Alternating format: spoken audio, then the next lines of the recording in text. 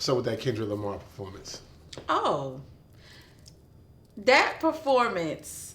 So I saw a lot of people putting in their 2 cents about that performance. Right. Me personally, because I'm a theater artist, I love big. I like colors. I like choreography. Won't. Right. But I also love historical context and literature. You know what I'm saying? With deep dialogue. So that's what his performance gave me personally.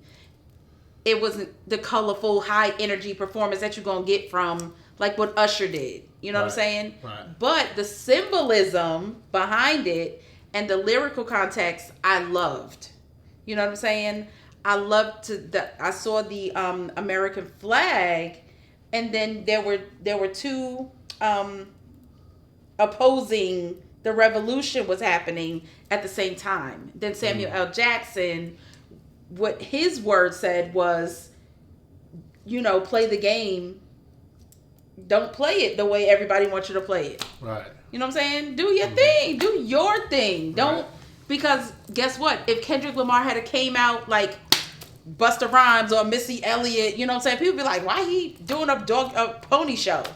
You know what I'm saying? Right. Why can't he be himself? True. And that's what he did. He gave us the authenticity, and for the people that's woke, the revolutionaries, what up, you all? Woke. Because I'm a colorful person, and I love a good chasse, step, pivot, boom, layout. But I also love good dialogue, good controversy. I love conversation pieces. That's exactly what he did. He made the people talk. That's a fact. And nobody's thinking about that. We could have left the Super Bowl performance at like when Usher performed. Woo, Usher, that was dope. Fire, fire.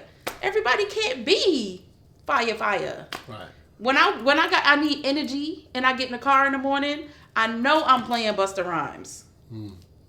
But if I want to chill, I want to be like on some, you know what I'm saying? I might play Jay-Z and just vibe, you know what I'm saying? Right. So we gotta look at it like that. We gotta respect the art.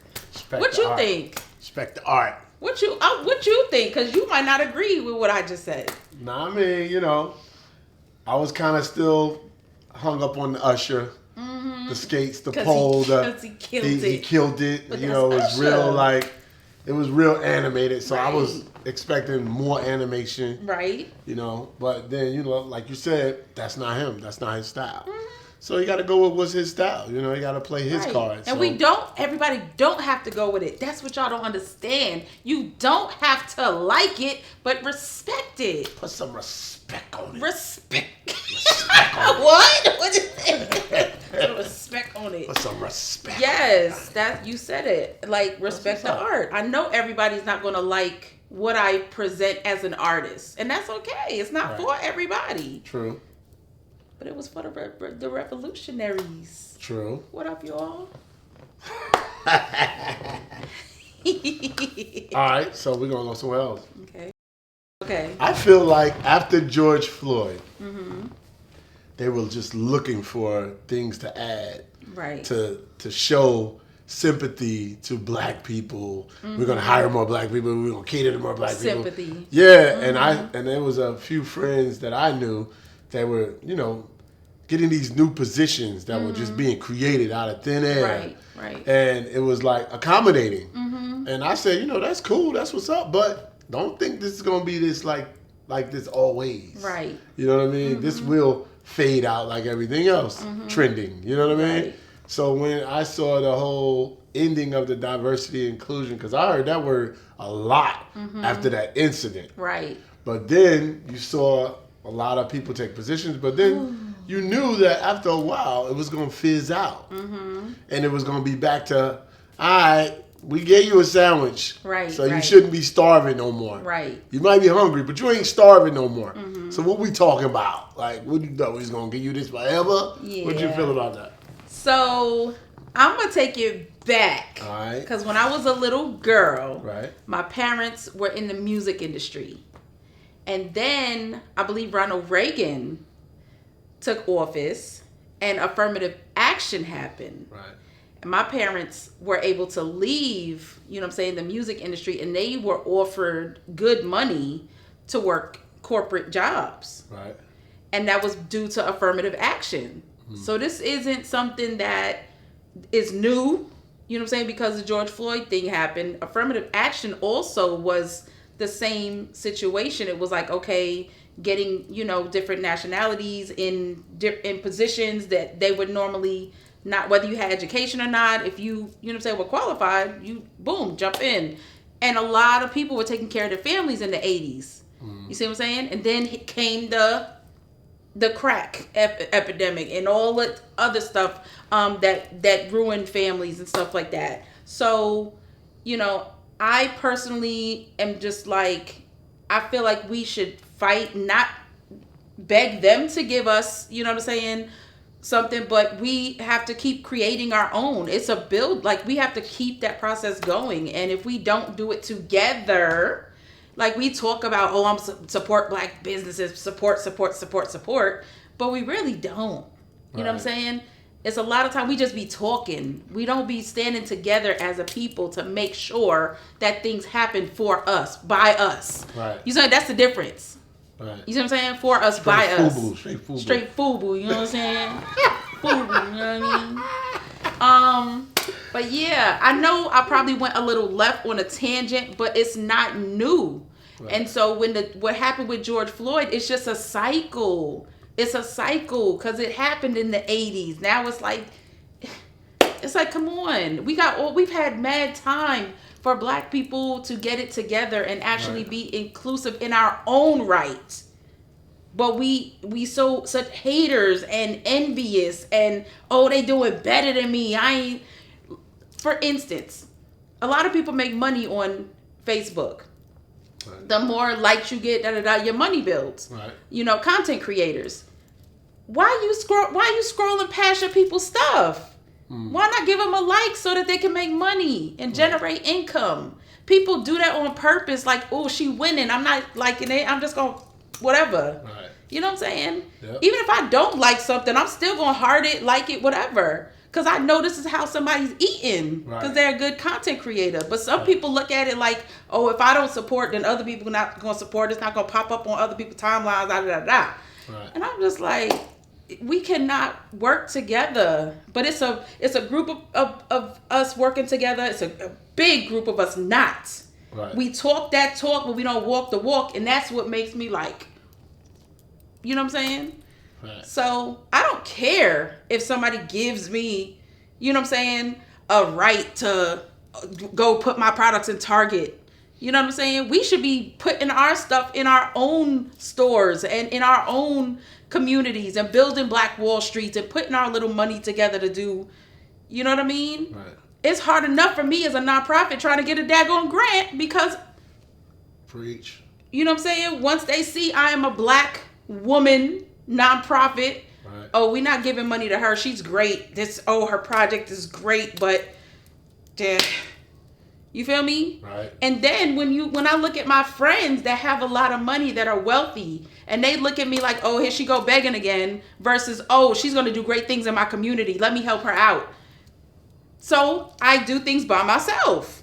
You see what I'm saying? And then people will look at me like, oh, I'm arrogant, or oh, she don't like working with nobody. Nah, it's a lot of people that don't want to invest and want to work with and collaborate and partner with people who can actually make a difference in the community. I think it's a lot of people don't understand that when they look at celebrities or people in high positions, they don't understand that it's other people that help them get there. You know what I mean? So, thank you. Like, none of them got there by themselves. Thank you. And that's my goal, is to, get some income so I can help the next generation. You got an idea? Here's $5,000. Boom. Take that $5,000, do what you got to do, make 20. Now help the next person. Boom, boom, boom, boom. Right. But it's like we're constantly, pushing each other back. Right. You know what I'm saying? I'm not saying, oh, you got to get, my fellow brother got to give me this and give me that. But I'm just saying, if I had it, that's what I would be doing. Right. Especially young leaders that I know would make a difference. People see me with kids all the time, and they just look at it like, oh, yay, good job. Right. But they're not saying, oh, let me invest, let me sow. But they'll go buy Beyonce tickets for $4,000 or whatever it costs. Right. You know, I go to local concerts and support local artists. I don't go to like concerts where I'm spending thousands of dollars. Makes sense. They got it. They're not putting it back into us. Yeah. We telling them happy birthday on Instagram and all that. For what? They don't know who we are. For real. Y'all know y'all be telling Beyonce so happy y'all birthday. celebrities need to get more in tune with the community because y'all focus on your numbers so much and your bank accounts. You don't even focus on the people that's helping you get them bank accounts and build them bank accounts. People that's buying them tickets are struggling, borrowing money to buy these tickets, not paying their bills just to come to your concert. And they release the concert right at tax time, and we don't even think about that. Absolutely. And now your tax money's gone. Instead of investing it into your business, instead of investing it into your child's business, instead of investing it into a new something to take you to the next level. Right. That's right. And it'd probably be good if celebrities that have, big money, find at least 5 people to invest in a regular community. You know what I mean? Instead of the give back, because we already know you ain't gonna give a homeless man $1,000. You're gonna give him $1. You get what I'm saying? You said $1 and I said. You get what I'm saying? Mm-hmm. So find at least 5 to 10 people that got a dream, really want to do something, invest in them. Yes. And boom. Of course, you probably make some money. Of course, somebody gonna fall to the wayside. Mm-hmm. But just try it because it seems like when rich people, celebrities, whatever, when they start getting money, they connect with the other people who's already making money. Correct. And then they make more money with them, and then that's it. Still got... Kilo, let me tell you something that's interesting that I do. I think we both do it. We've done it together as partners. We have an idea in our mind, a creation, like, ooh, this would be so dope because we can involve all these people in the community. Right. Let's give these kids roles. Let's give some of the adult actors in our community roles, and then they will shop the movie and show people what they've done. But a lot of people don't look at it like that. They look at it as, oh, they're using me to get their project done. No, we're creating opportunities for you to shine, Absolutely. For you to show another director, a bigger producer than me. I want people to shine and do better than me. And that's why I take the ideas from my brain and I try to get some money out of my pocket and be like, boom, okay, how can I get this done so these people can shine? Right. Hence the plays I do. And you know what I'm saying? And people don't think like that. Right. And that's how I think. So why can't we all think like that? And it's really disheartening, and it makes you not want to do it sometimes, and it makes you say, oh, maybe I should go do something else because the people I'm trying to help they don't really care about me helping them. But at the end of the day, you got to say there are people who appreciate you at the end of the day. So you got to keep going to inspire. I got a good topic. Okay. I was having a conversation with somebody. We were talking about independent filming. And I was saying, there's only, let's say out of the 8 films that I was a part of, only 1 had a budget. And they were like, you didn't pay people? I was like, I didn't have the budget. It wasn't no money to that. And you made that clear. Yeah, it wasn't no. So when you get, and they was like, well, how do you get stuff done with people if you ain't paying them? I said, well, as an actor, their goal is to get to the big payday. It ain't to get to the $100 for 3 days of performing. That's not their goal. Correct. You know what I'm saying? True. So me handing them $100 is not really helping their career. Right. Like put gas in it and give them to a sandwich or something. Exactly. But it's not. You know what I mean? Yeah. So I'll be like, look, if we're working together, we all have a mission together. Correct. We all trying to go to this big payday together. If I had the payday by myself, then why would I pay amateurs? Correct. If I had that kind of budget, I'm gonna go and spend that $10,000 for that one or $20,000 for this celebrity face to make my movie bigger than what it could be. But if that ain't there, it ain't there. So I was saying, I said, if you have people that's like-minded and on the same agenda, then either you're going to pay one or two things. Either you're going to pay the people or you're going to have the people that's a part of the movement. Exactly. You know what I mean? Yep. Support the vision. They weren't trying to make me feel bad because I ain't give people $100. Yeah, that's a tough one. You know what I'm saying? Yeah. You give people $150 or something, and you be like, I'm supposed to feel bad because I didn't pay 30 people $150? Yeah, that's crazy. But that's a lot of times certain areas, like when you're a big fish in a small pond and you get $100 here, you feel good about yourself. But I think everybody should strive to do, 25 years of me being from 18 probably to age 30, 32. I was working for free. My resume is bananas. You see what I'm saying? I got footage, I got videos, I got so much stuff. So now when I walk around Atlanta, people already know who I am when I walk in the room because I worked so much. Right. And my work ethic is bananas, and my dedication and my loyalty and my character and integrity, everything speaks for me now. So people, I'd be like, this is how much I charge. Right. And people be like, boom, here. Because I've seen your work. You know what I'm saying? All these years. And that for me, that wasn't free work. It was me building my network, my net worth. Right. You know what I'm saying? Even time is money. The time you spend on yourself is money. So stop saying, oh, I'm not doing nothing for free. I'm not doing nothing for free. I'm telling you, a lot of people don't realize that Morgan Flowerchild worked for free for years. Absolutely. I started as a freelance artist in 2001. I did the Tom Joyner Sky Show as my first choreo gig. And I was working in the basement of my father's house, my mother's house. Dancers came from all over the Triad area to rehearse in my parents' basement. And we did that junk for free. And after that, everybody was like, yo, we got to get Flowerchild Productions. Right. So ain't no 2013, 2014 Flowerchild came out. No, I just add people. Oh, you working with Janet Jackson? Bye. Oh, you got a gig with Mariah Carey? Bye. Oh, you work with Sierra? And I'm saying these names because dancers that dance with Flowerchild actually dance with these people now. Dope. You feel me? Absolutely. But I'm humble. I don't have to name drop all the time. Right. You know what I mean? Right. So, yeah, it's just like time is money. That's basically. So let me ask you this. Do you still love it? Yo, I thought you was going to say something like, I don't know what you were going to say, but when I tell you I will never not love what I do. You know what I'm saying? There's times where I meet people that say, Morgan, I have this idea. And I'll say, well, that idea is going to cost this much and that because I got to get the venue. We got to get the marketing. We got to, give actors something. We got to take care of stage manager. And they're like, I don't have that. I say, okay, I believe in your vision.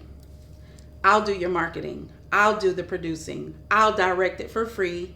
Give me a cut off. If we don't make nothing, oh well. I believe in the vision. Let's go. Right. You know what I'm saying? Because I love this. Right. You know what I mean? I love this. I just got finished doing a free, I call it pro bono. Because for every blessing I get, I do something free. I give back to artists, younger artists especially, and I mentor them. This is how you produce. This is how you direct. And I don't charge because I love it. But what people have to understand is that you're going to receive what you give. Right. You know what I'm saying? So if you never give, you can't expect for people to give you nothing. Because you sitting up there talking about, like somebody owe you something. Right. You owe yourself, putting time into yourself by getting out here and doing projects and getting that experience and becoming dope at what you do and knowing your purpose. You know what I'm saying? But people don't work for the purpose no more. People constantly got their hand out. And there's nothing wrong with taking care of yourself, trust me. But I have hustles so that I can help people. You feel me? Right. I will hustle because I'm gonna borrow time.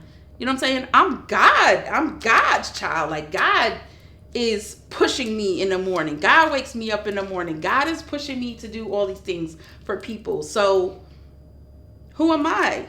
You know what I'm saying? To say I'm too good. Right. But yeah, I love it. How do you feel about people who, because there's a lot of people out here that literally lack faith. They come up with this idea, they have no idea how they're going to execute it. They just, but somehow God led them to your step. What do you do with a person that has an idea, but they really lack faith? Like, really, like... Ooh. Why you ask me that? Because when I tell you, I wake up in the morning and I have people in my inbox asking me where I get the strength, where I get the energy. You know what I mean? People that have big visions and people who in my mind, I'm fans of. I'm like, you're dope. Like, you dance, you sing, you act, you write, you direct, you do, and you're good at it, all of it. And no faith. So they just drop everything they're doing. And then little old me, I'm like, what can I do today to make God happy? Like, what can I do to please God? So when people say they have faith, they really, it's a spiritual warfare going on. It's a lot of people that are looking at social media, and I tell them, stop looking at what everybody's doing and do what makes you happy. Facts. Because if you're doing what makes you happy, you're more than likely it's a purpose behind it, because God gave you that gift to sow it into other people. Once you sow into other people, you're automatically gonna be happy because you're serving a purpose and you're not doing it to please other people. You see what I'm saying? You're doing it because it feels rewarding in your soul. Right. So when people understand that, and I tell my mentees this all the time, if you don't feel good doing it and doing it for other people, like when you get in front of an audience and you're acting and somebody's inspired by your performance, if you're not doing it for that reason, that ain't for you. Right. And I tell them, you have to feel that. And a lot of times it gets through to people. The people that constantly keep telling me, oh, I don't want to do it. I'm depressed, Go pray. Right. Because now you're bringing my spirit to a level of, I can't babysit you because I know who I serve. If you don't have that relationship with God, you will not understand this thing that I'm trying to show you and teach you. You know what I'm saying?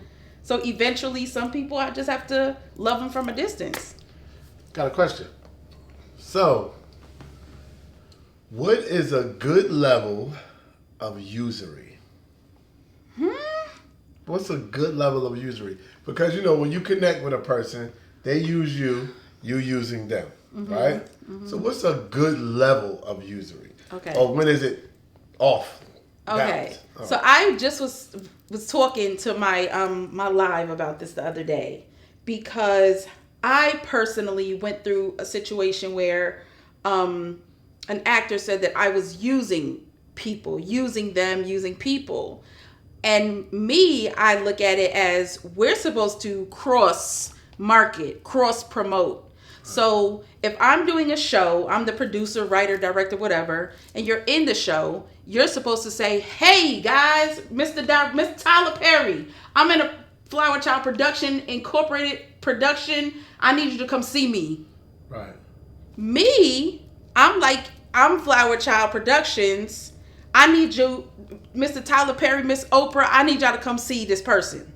You see what I'm saying? Right. That person is putting my name out there. I'm putting them out there. You see what I'm saying? Right. So it's a crisscross, cross marketing and promotion where both parties are being sewn into. Okay. Now, when you start not mentioning myself and you're promote yourself. But if I'm promoting you, you promote me. It's a cycle. You know what I'm saying? Right. It's a cycle. I don't think people can overuse anybody because it's up to the individual to allow it to counter. See what I'm saying? Mm-hmm. To make it work for them. I love when people use me. Please invite your people to the show so you can get booked for your next big, who knows, you might get $1 billion contract. I don't know. From your performance in this. That's what I love, is to see people elevate from working with me. It's beautiful. You know, go be great, be better, that's why I always say that my production company is a stepping stone. I'm not an agent. I'm not nobody's manager. I can't get you to this door. I can't get you to this door, but I can get you to this door. So once I get you to this door, now it's your job to go boop, boop, boop, boop, boop, because I'm putting you in position to go. Right. You know what I'm saying?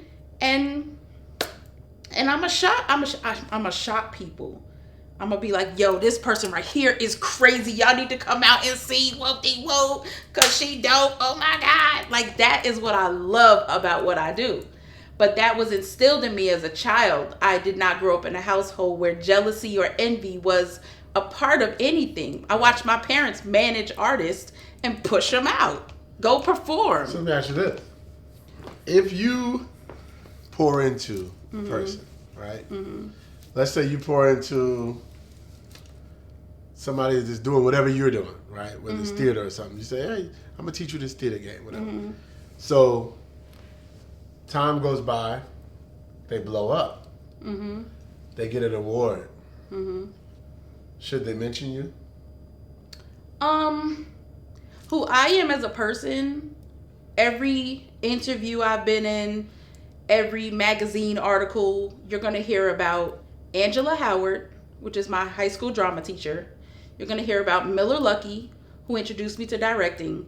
You're going to hear about Frankie Day, who taught me character acting, in every single thing that I do. Right. Whether it Donna Bradby, who got me my first professional choreography job. You're going to hear about these people because I would not be who I am if it wasn't for them. When people don't mention me and I know that they started with me, I don't get upset. I know in my spirit, it's humility. It's humbling.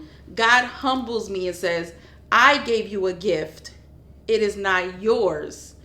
I gave it to you to give to somebody else. So my mentors appreciate it when I, talk about them.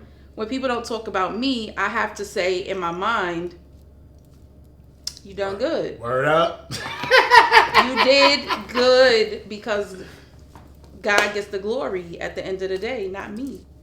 But everybody don't have faith like that. Everybody doesn't have a relationship with God, so they're not going to understand what I'm talking about. True. So, yeah. I'm talking way too much. I be feeling a certain way. I be like, word up? No, and to be honest, word up? There's time. No. To be honest, there are people who, like me, like when I did Playing a New Age Cabaret, when I didn't get dressed. I didn't want to go on stage at all. I did not want to get on stage. I was like, okay, boom. When the credits come out, everybody gonna see the credits. It's gonna say Kilo, Nikisha, all these people. Boom, I'm happy. You know what I'm saying? That everybody's working on the project. We all love each other. When I got off stage and realized I did not say, because y'all were taping it for a live taping, and I didn't say your name, and I didn't even want that part in the movie. It's not in the movie. You know what I'm saying? I feel like everybody who was there knows you. They know Nikisha. My anxiety was like everywhere. I knew my parents had come out of pocket a great deal to help me out. I said some names. Vanessa Ferguson was in the audience. I remember I bigged her and her ex-husband up. Like, it was just a moment that I hate that I regret it, but I do, because I feel like sometimes it's important to give people their props.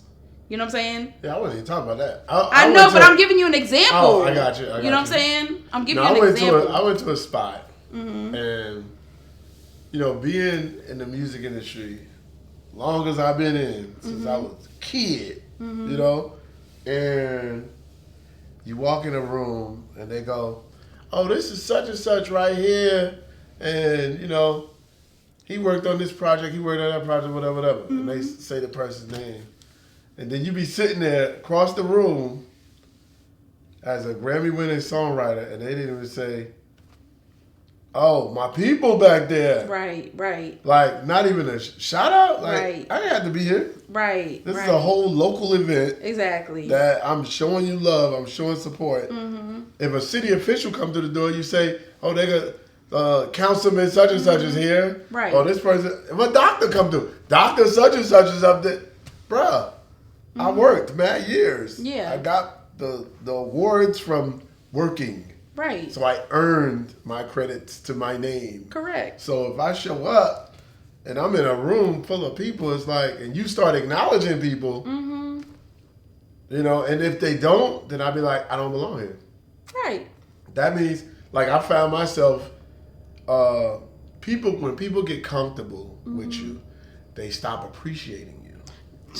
Child, don't give me the line. Don't get me started. No, for real, because I gotta tell you something about that.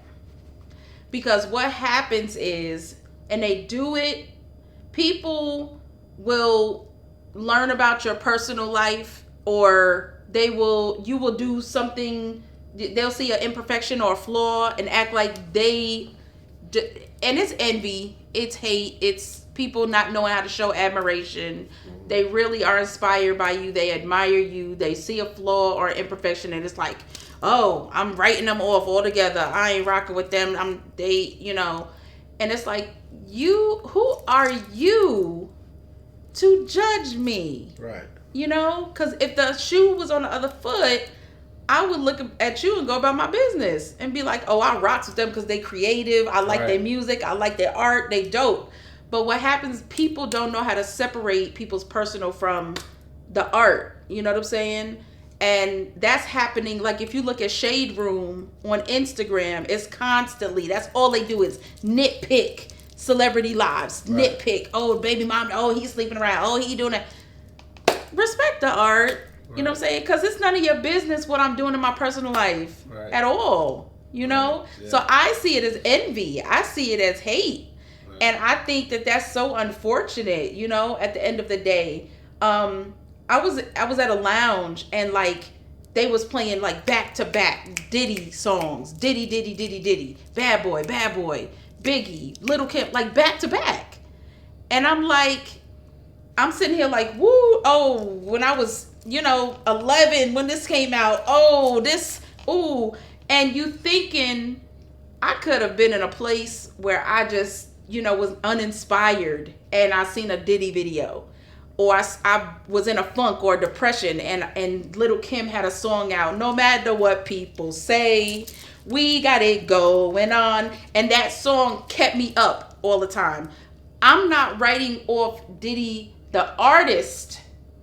I don't support whatever, anything that he's done to any young ladies or, saying that hurt people. Right. But as the artistry, I support it. It's an art, it's creative. I don't know if he was gonna at some point kill himself and decided, oh man, this music right here, I gotta do this song because it's my therapy. Right. You can't judge people for being people. Mm-hmm. Everybody can change. Everybody has flaws. Everybody has imperfections. Everybody has their shit. Right. You see what I'm saying? And nobody's shit is better than the next person's shit. You might not be able to use that because of the shit. But you feel me? I might have went off on a tangent, but you feel me? Right. Mm-hmm. It's wrong. Mm-hmm. It's so wrong. But at the end of the day, you just look at how many people never made it to this level. So they see you start. Ooh, all these people like this person. They love this person. Don't nobody like me like that. And they start saying, look at his shoes. Oh, look. Oh, he cheating on her. Oh, and they start nitpicking and finding little things instead of saying, yo, you hear that song he came out with. So let me ask you a question. Mm-hmm. So we know what you put in to your craft. Mm-hmm. What do you want out of your craft? Yeah, that's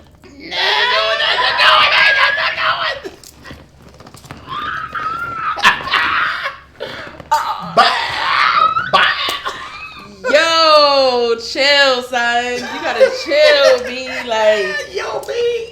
yo.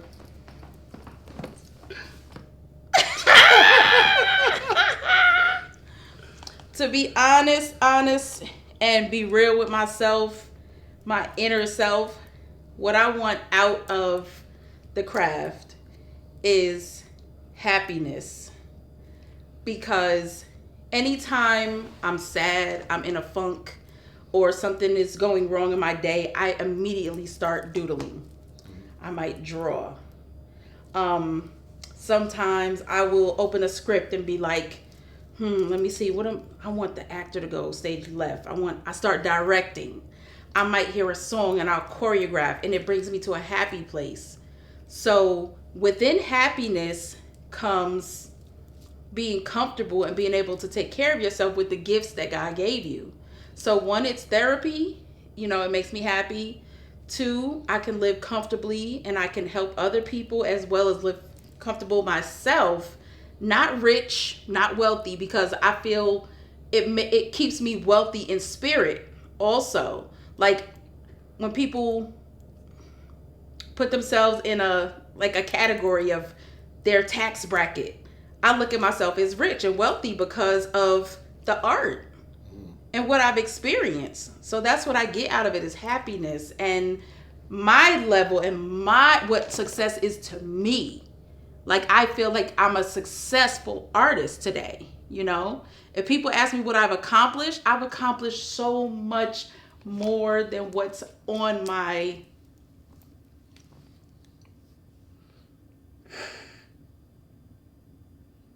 I've accomplished so much more than what I could have ever prayed for accomplishing. Like, when I look at my resume, or when somebody asks me, what have I done? I back away a lot because I don't want to feel like I'm bragging. And it's like, God keeps telling me, don't be ashamed. I gave you this for a reason. And I never thought that I would be directing and producing the caliber of plays that I'm doing. I always thought I was just going to be a backup dancer or a choreographer for local artists. I never saw myself doing like the movies that we've done and the plays, writing a play, directing it, producing. I never saw that for myself. You know what I mean? So I don't even know if I answered your question. I'm sorry. We're deep. Gosh. All right, so I got one last question. What do you feel about love? Mm-hmm. Like relationship, love. When you say relationship love, Mm-hmm.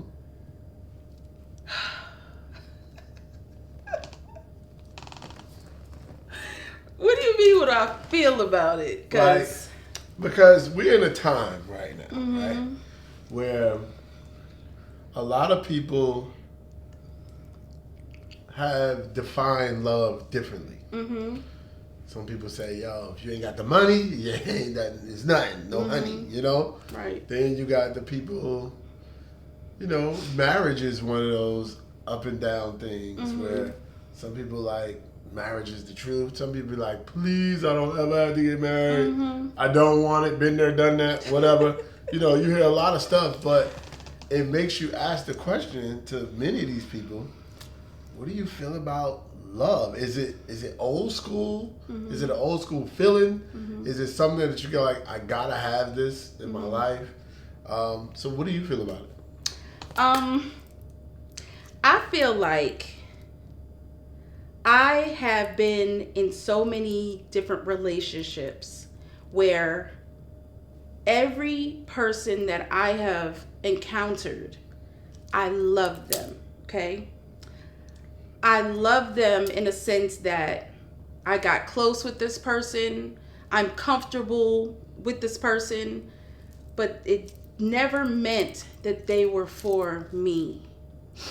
Because now, at the age of 43, I feel like we should all love each other. I don't think anybody should hate anybody. I think love is one of those words that is used way too loosely. Now, at my age, after encountering different types of people, I'm like, a partner and a friend is way more important than love. Do I like this person that I'm waking up next to? Do I like this person that I'm going to bed next to? I can love somebody and can't stand their ass. I don't like their ways. I don't like how they treat me. I don't like the way that they can't do business with me. They don't respect my art. They don't support me. They don't motivate me. They don't encourage me. But I love them. And I'm still waking up next to this person every day. Love is a word that is used way too loosely, in the sense that we should want to be with a partner. We should aim to not be, I'm not saying marriage is not something people shouldn't strive for, but now I see myself wanting a partner, a friend, a life partner. And I feel that most of the people that I know that have successful relationships are friends, and they are partners. They have businesses. They support each other. They motivate each other. They're like, go baby, go. You got this. Whoop-de-woo. Let's go. What we doing today? Hey. You know what I'm saying? I always say, if I can't get in a car with my person and play sucker MCs and they don't do the WAP, that they're not for me. You gotta understand in the soul of the person. Understanding the soul of a person is so important, and to me, that's real love. Like, you know what I mean? And I thought that I was supposed to be married at 25, 30. I was supposed to have at least 1 or 2 kids. And I'm just now knowing who I am enough to invite somebody in and say, this is who I am, what's up? You know what I'm saying? Whereas 20s, I didn't know me. 30s, I was like, okay, this is fun. Woo, woo, he's fun. Okay. Oh, you over there doing that? Okay, I'm over here doing this. We together? Are we not? Okay. Woo, it. So now I'm like, I like this in this person. I like that in that person. Oh, that person was good for me in that aspect. Now, can I take those things and put them all in one person? No, because everybody has their flaws and their imperfections. You just got to decide which flaws and imperfections you can deal with. Mm-hmm. Which ones work for you and your upbringing, your experience, whether it was going to church all the time or playing music on Saturday mornings while you know what I'm saying, clean up. This is what we like to do together. We both like nature walks, but he don't like movies, so he go to the movies by himself on Saturday, and I stay at the house and garden. Whatever works for everybody works for everybody, and there might not be marriage. It might not be, we have so much in common. For a business person like myself, I have to be with somebody that likes what I do. Oh, babe, my baby got a play next Saturday. Y'all coming? What's up? Yo, she's dope. You know what I'm saying? Right. And she needs to do that for her man if he's a go-getter and a business person. You know what I mean? So, yeah, love is just something that's used way too loosely. Everybody's about gifts. You not doing this for me, I ain't doing it for you. And it's like, I want to do something for this person because they dope. Because they know me. They know my soul. I want to buy them something. I want to do something for them. I want to just rub their feet, whatever the case may be. That's what it should go back to. But social media has us thinking that we're supposed to, buy this Lamborghini for this person because I'm with them. Ain't going to the grave with you. Right. You feel me? And so I'm simple. I'm a simple woman. You know, if somebody buys me an apple, I'll probably cry because a couple of minutes ago I said I wanted an apple. So you came back from the store with an apple because you thought about me. People don't think like that no more. Everything is a show. You know, if you don't put pictures of you and your person on social media, y'all don't love each other.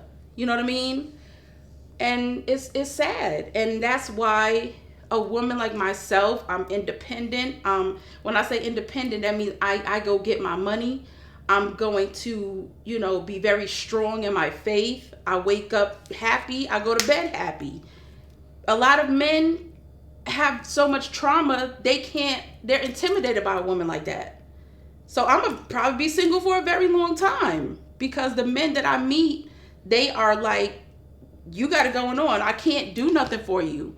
And I'm like, all I need is support, motivation, encouragement, a friend, partner, somebody to be there and be consistent. That's it. But that intimidates men because they're not providing, or they feel like I make more, or whatever the case may be. I'm like constantly like, yo, I gotta go over here, boom, boom, boom, boom, boom. Oh, you got men talking to you all the time. No, men do not be in my inbox. Men don't holler at me. I be gone. I don't pay nobody no attention. So men don't look at me like, they like, but you're beautiful, you got a great job, and you have businesses, but I'm also a submissive, loyal, consistent woman, which they don't try to find out because they looking at social media. You see what I'm saying? Facts. They don't reach out to say, let me take you out and get to know you.